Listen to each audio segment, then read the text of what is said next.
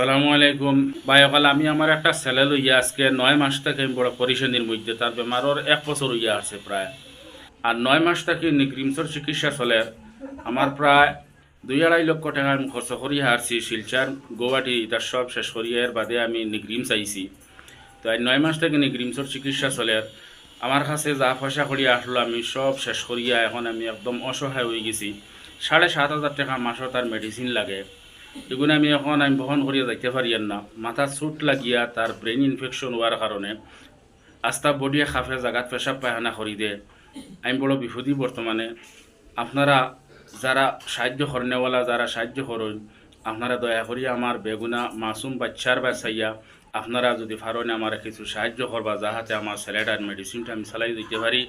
আমার বাচ্চাটা ক্লাস 2 যাওয়ার বাদে তা হ্যাঁ বেমারে আক্রান্ত হয়েছে। এখন পর্যন্ত তার পড়াশোনা কিচ্ছু নাই, সব বরবাদ হয়ে যায় একমাত্র বেমারের কারণে। আর আমি এখন তার উপযুক্ত চিকিৎসা চালাই দিতে পারি না। যদি আপনারা দয়া হয় তাহলে আমার এই বেগুনা বাচ্চার খাতিরে আপনারা সাহায্য করবা। ভিডিওর মধ্যে আমার কিউআর কোড দেওয়া আছে। আপনারা আমার বাচ্চার খাতিরে বাচ্চার বাসাইয়া আপনারা পারলে সাহায্য করবা। আসসালামু আলাইকুম।